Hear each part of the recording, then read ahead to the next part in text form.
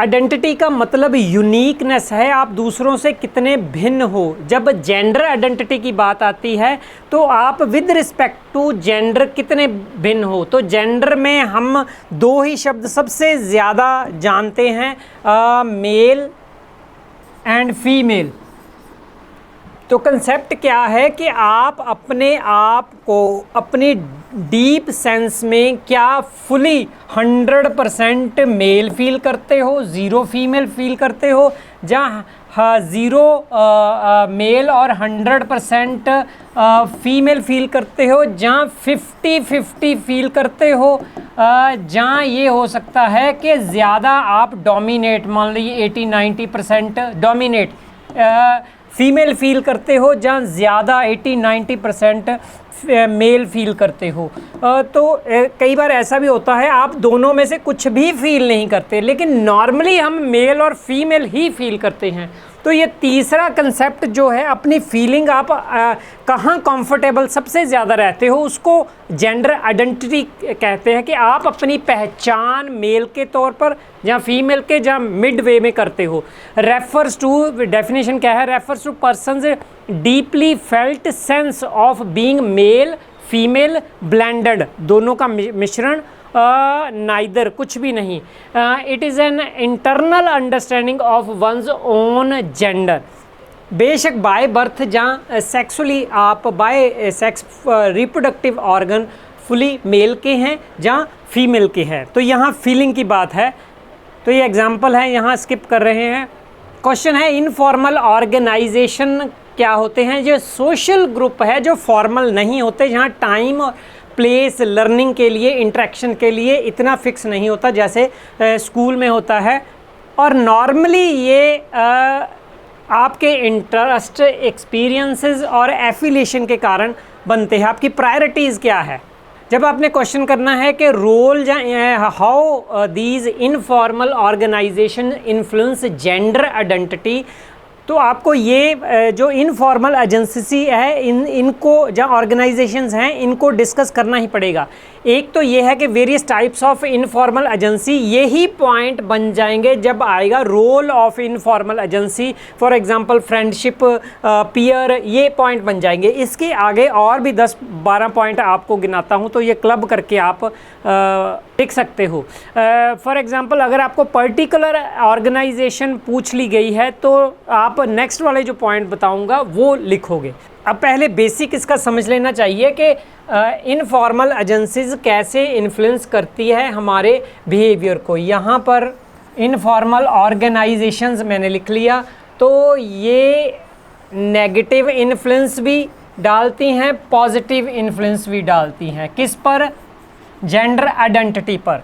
Negative influence कैसे कि traditional जो मेल और फीमेल की एक्सेप्टेंस है, बाइनरी कंसेप्ट है, उसको अप्लाई या एक्सेप्ट करने के लिए कहेगी। ये जो पर्सन की यूनिकनेस है, बेशक वो मेल होके फीमेल जैसे फील करता है, तो ये इनफॉर्मल ऑर्गेनाइजेशंस, बेशक पीयर है, फ्रेंड है, जो भी आगे बातें करेंगे, तो वो ये नेगेटिव रोल अदा करेगी। इट मीन्स वो कंफर्टेबल नहीं रहने देगी, वो अपने नॉर्म्स, वैल्यूज़ जो मेल और फीमेल के साथ ही एसोसिएटेड हैं, उनको अपनाने के लिए कहेंगे।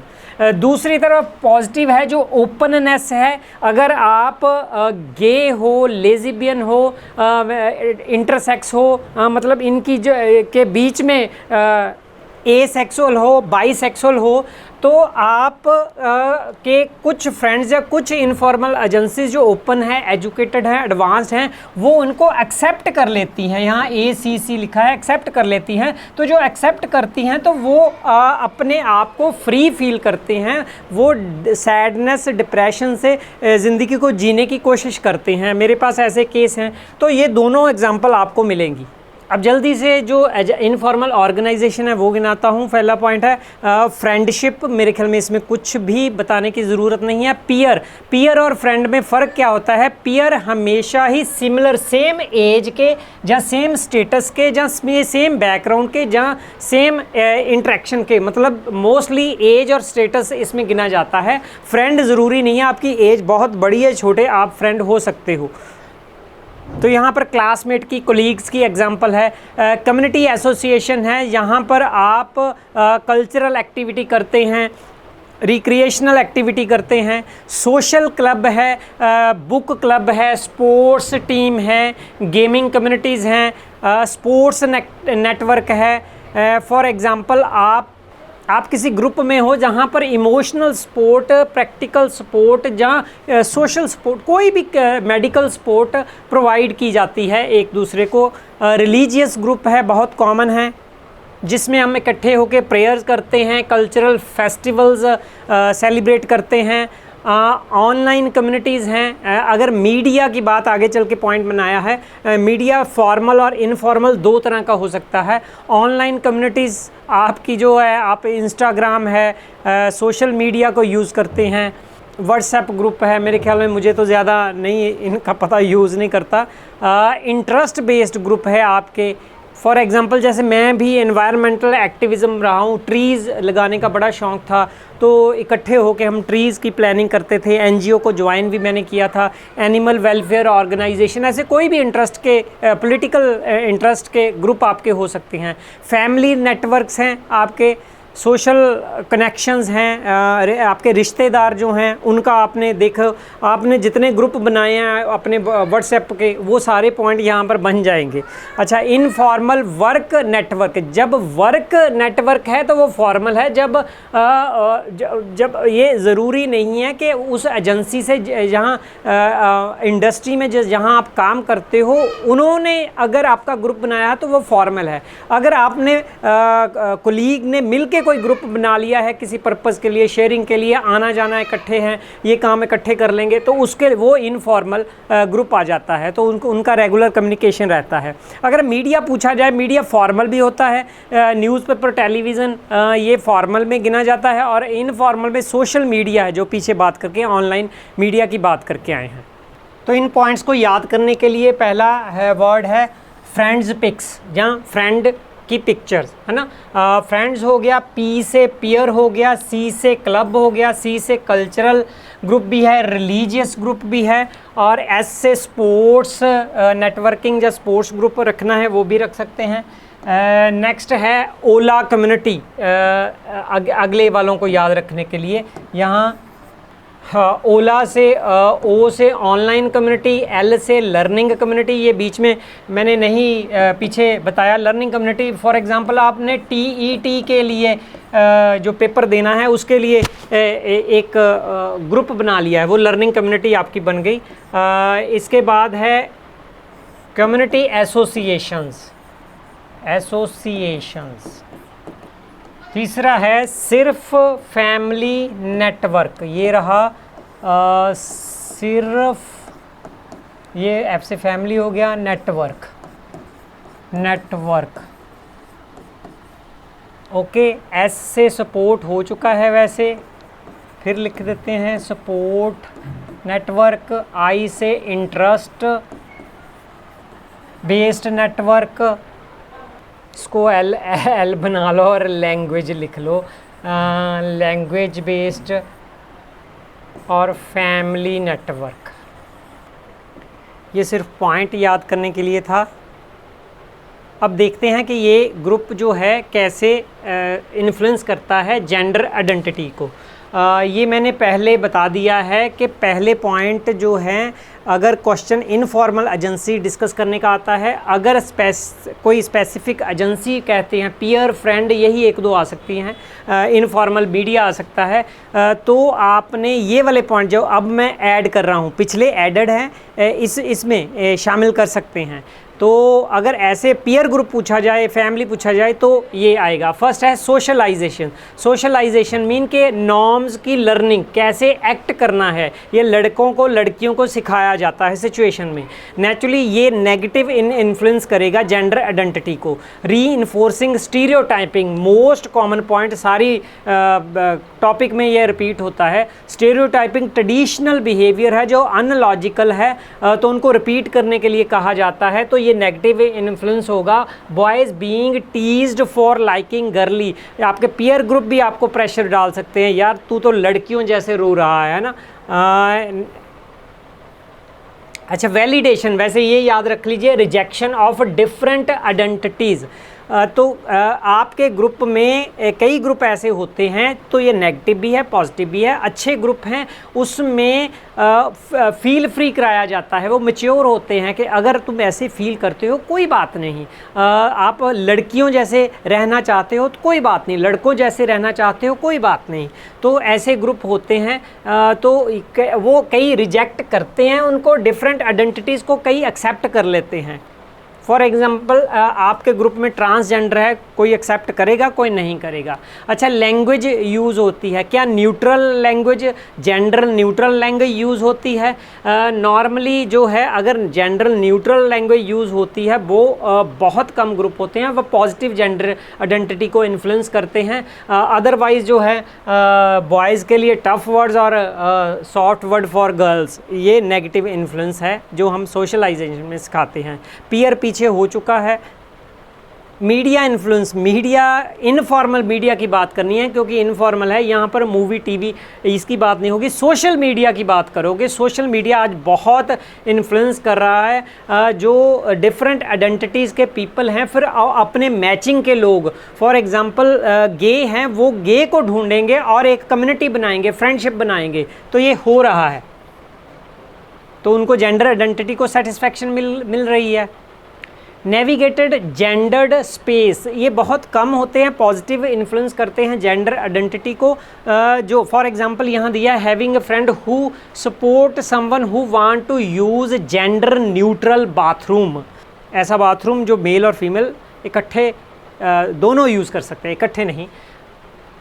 रिलेशनशिप आपकी जेंडर आइडेंटिटी को बहुत प्रभावित करते हैं। फॉर एग्जांपल यहाँ प्रेमी प्रेमिका की बात है, तो देखिए जो सेम सेक्स जहाँ गेज या होमो हैं उनके भी अपने रिलेशनशिप है, उनके जब वो अपने जैसा ढूंढ लेते हैं तो वो कंफर्टेबल फील करते हैं, वो पॉजिटिव आइडेंटिटी मतलब पॉजिटिव मेंटल हेल्थ उनकी रहती है। अदरवाइज नेगेटिव इन्फ्लुएंस पड़ता है। एडवोकेसी एंड एक्टिविज़म, तो कुछ ग्रुप होते हैं जो फाइट करते हैं जस्टिस के लिए, इक्वालिटी के लिए, थर्ड जेंडर के लिए, गेज के लिए, लेस्बियन के लिए, होमो के लिए, इंटरसेक्स के लिए, एसेक्सुअल के लिए, सभी के लिए जो फाइट करते हैं इक्वालिटी के लिए, है ना, ये बहुत कम होते हैं। तो वहाँ पर ऐसे ग्रुप क्या है कि जेंडर आइडेंटिटी पर पॉजिटिव इन्फ्लुएंस पड़ता है। फॉर एग्जांपल अवेयरनेस करने के लिए कोई रैली निकाली, प्रोग्राम किया, वीडियो बनाई, कुछ भी ऐसे, है ना। प्ले एंड एक्टिविटीज़, तो ये नेगेटिव इन्फ्लुएंस है क्योंकि नॉर्मल सोशलाइजेशन में जो कंसिडर किया जाता है वही आपको फॉलो करने के लिए कहा जाएगा। Visibility of non binary identities, some group understand and accept that not everyone fits into, है ना, ये भी ओपन वाले हैं जो ये एक्सेप्ट करते हैं कि सभी मेल और फीमेल नहीं होते, कुछ बीच में भी फिट होते हैं, उनको वैसे अलाउ करना चाहिए। तो ये नॉन बाइनरी आइडेंटिटी की विजिबिलिटी कई सोशल ग्रुप में मिल जाती है।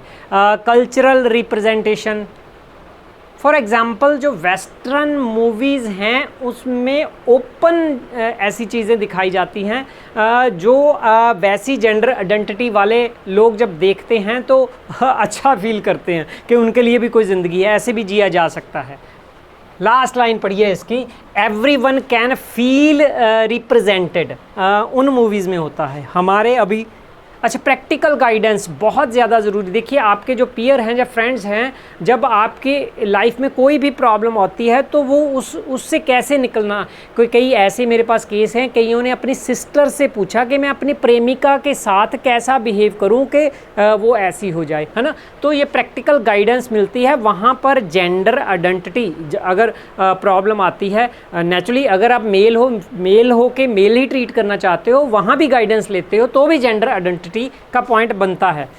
नेक्स्ट है इंटीमेसी, पर्टिकुलरली जो आपके फ्रेंड्स हैं वो इन्फ्लुएंस करते हैं कि आपके रोमांटिक रिलेशनशिप जहाँ इंटीमेसी में कैसे क्या क्या एक्टिविटी होनी चाहिए, किन को एक्सेप्ट किया जाता है कि किन को नहीं, बीइंग ए मेल और फीमेल। और सबसे बड़ी बात कि आपके पार्टनर को क्या एक्सेप्ट है, तो वो आपकी जेंडर आइडेंटिटी को इन्फ्लुएंस करता है। फैमिली इन्फ्लुएंस, ये सोशलाइजेशन वाला ही पॉइंट रिपीट हो रहा है। कम्युनिटी वैल्यूज़ ये इंटरवेन करती है, क्योंकि ये ट्रेडिशनल जो है हमारी कम्युनिटी की खास करके तो ट्रेडिशनल जेंडर रोल को, जेंडर आइडेंटिटी को रिजिडली फॉलो करने के लिए कहेंगी। ऑनलाइन कम्युनिटीज़ ये रिलैक्स्ड है, ये पॉजिटिव हो सकती है, क्योंकि यहाँ हमें वैसे मैचिंग फ्रेंड्स मिल जाते हैं। व्हाट्सएप ग्रुप है आपके, इंस्टाग्राम है, वगैरह वगैरह। अच्छा, स्कूल एनवायरनमेंट आपको लगेगा कि स्कूल कैसे सर ने इनफॉर्मल में रख लिया। देखो स्कूल फॉर्मल है, जब बेल होती है आप एंटर होते हो, ये पीरियड ख़त्म हो गया, दूसरा शुरू हो गया, ये गेम शुरू हो गई, ये शुरू हो गया, मॉर्निंग असेंबली हो गई, है ना, रिसेस हो गई, ये सारा कुछ फॉर्मल है। करिकुलम जब कर रहे हो तो फॉर्मल है। जब आप स्कूल में फ्रेंड्स बैठे हो, गपशप लगा रहे हो, कुछ अपना काम कर रहे हो, खाना खा रहे हो, तो ये इनफॉर्मल एनवायरनमेंट है। तो वो जो एनवायरनमेंट है वो भी आपकी जेंडर आइडेंटिटी को इन्फ्लुएंस करता है। आप वहाँ लैंग्वेज कैसी, जेंडर न्यूट्रल लैंग्वेज यूज़ करते हो या इंक्लूसिव जो है लैंग्वेज यूज़ करते हो। अच्छा देखिए यहाँ एक पॉइंट है, इंक्लूसिव रेस्ट रूम है ना, तो ये पॉजिटिव इन्फ्लुएंस करता है जेंडर आइडेंटिटी को। वर्क प्लेस डायनमिक्स है। देखिए जैसे वर्क प्लेस फॉर्मल हो सकता है, लेकिन वहाँ पर जब आप जैसे स्कूल में गपशप लगा रहे हो और कोई काम कर रहे हो, बातचीत कर रहे हो, प्रॉब्लम अपनी पर्सनल सॉल्व कर रहे हो, तो वो बातें जो है। अच्छा, कुलीग क्या रिस्पेक्ट करते हैं थर्ड जेंडर की, जहाँ जो मेल या फीमेल जेंडर से मैच नहीं करता। इन पॉइंट्स को जो किसी भी इनफॉर्मल ग्रुप के पूछे जाएं, याद कैसे रखना है। सरला जी स्कूल जाएं या वर्क पे जाएं, उनकी वैल्यूज़ एंड कल्चर रिप्रेजेंट हो ही जाता है। तो सरला ये स्कूल एनवायरनमेंट हो गया, वर्क प्लेस डायनेमिक हो गए, वैल्यूज़ हो गई, कल्चरल रिप्रेजेंटेशन हो गई। इसके साथ आप visibility of non binary gender identity ये भी लिख सकते हैं। ये पॉइंट हो गया। अब रह गया सरला जी। सरला जी बड़े सरल हैं, एस से हो गया सोशलाइजेशन और स्टीरियोटाइपिंग को रीइंफोर्स करना, ए से एडवोकेसी और एक्टिविज़म, है ना, अवेयरनेस प्रोग्राम जो फैलाते हैं, rejection and acceptance of gender identity, कुछ ग्रुप रिजेक्ट करते हैं, कुछ एक्सेप्ट करते हैं, पॉजिटिव नेगेटिव इफेक्ट है। रिलेशनशिप है। अच्छा, इंटीमेसी ये साथ भी बना सकते हो, अलग पॉइंट भी बना सकते हो। लैंग्वेज कैसी यूज़ होती है, जेंडर न्यूट्रल या बायस्ड, जेंडर्ड स्पेस, जैसे बाथरूम की एग्जांपल दी थी। तो ये पॉइंट है, आप लर्न कर सकते हो। Thank you doctor Tirath Singh, learn to actualise.